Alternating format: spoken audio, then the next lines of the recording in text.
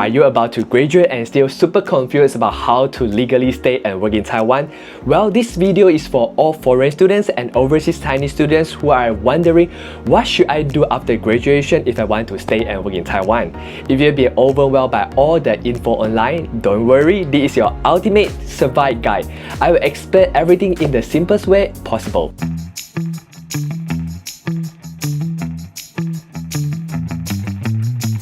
Hi everyone, I'm Isaac, a Malaysian who's been living in Taiwan for 70 years now. Just a quick note before we start, this guide is specifically for foreign students or overseas Chinese students who have studied in Taiwan and earned at least an associate degree or higher. Alright, let's get into it. Part 1, let's start by breaking down what happened from the moment you graduate to when you start working. Here are the steps. Step 1, extend your ARC after your graduation. Once you get your diploma, you have 30 days to apply to extend your alien residency certificates ARC. Go to your local National Immigration Agency NIA service center. As a fresh graduate, you can apply to stay in Taiwan for job seeking purpose. Initial for 1 year and you can extend it once more. The maximum is 2 years in total. Here what you need to prepare is your diploma, maybe your bachelor or the master degree, your passport, your ARC and 2-inch photo. Step 2. During this job seeking period, here's something super important. You are not allowed to work or do part-time job unless you already have a work permit. That means no tutoring, no working at cafes or restaurants. Unless you find an employer who's willing to hire you and help you to apply for a work permit, you legally can't work during this period. Step 3. Once you find a company that's willing to hire you, next you will need to prepare the necessary documents and give them to your employer.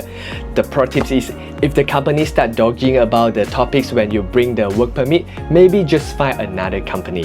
Step 4. Apply for a work permit.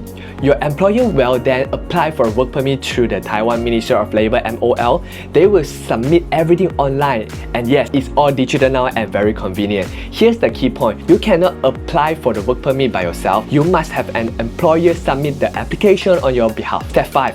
Get your work permit approved. Once your employer submits the application, the Ministry of Labor usually proceeds fast, about 7 working days after receiving your case. Make sure to check the application progress online. If they need additional documents, MOL will notify you, so don't miss the deadline to submit those. Alright, in this part, let's talk about the different way you can apply to stay and work in Taiwan after graduation. There are mainly 4 types of work permit category available. Let me break each one down for you. The first one is specialized or technical work. This is the most common route and there are 2 ways to apply under this category. Number 1 is apply based on the salary and job offer. If your monthly salary is 47,971 or higher, you can directly apply through the route. As someone who graduated from university in ROC, you are not required to have the previous work experience. So if your offer meets the salary threshold, just go for this option. It's fast and straightforward. Number 2 is apply via the new scoring criteria for the foreign and overseas Chinese students to work in Taiwan. This one is super important and is actually the most popular method used right now.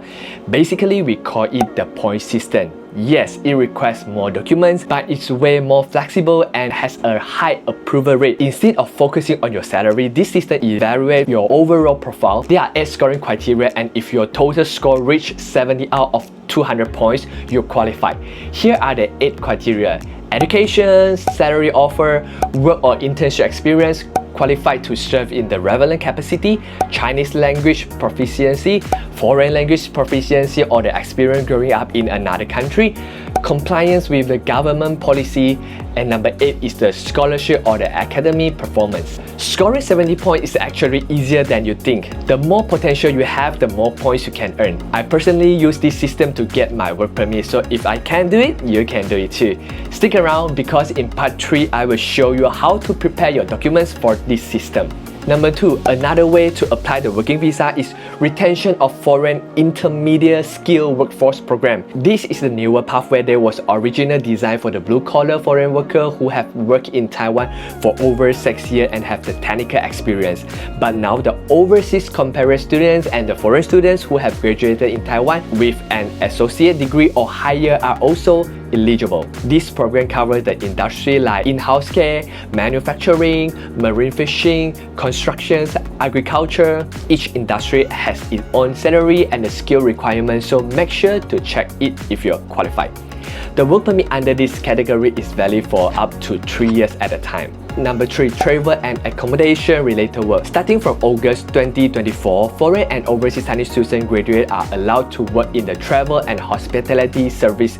This includes jobs like room booking, receiving guests, housekeeping, cleaning, and non-kitchen related work in the hotel restaurant. But there are a few conditions. You must have an associate degree or higher from a school in Taiwan. You need to complete at least 80 hours of training, and also your monthly salary must be at least 30,000, so you are not underpaid or treated as a cheap labor. If you study tourism or you want to work in this industry, this is a great option. Number 4. Others. There are also a special category for foreign professionals in areas like the sport coaching or the athletic performance, art, music, film, and cultural performance. If you are applying under this type, you can check more details on the official Easy Work Taiwan website. Part 3. Now let's really dig into the point system, which is the method most foreign students use to stay in Taiwan.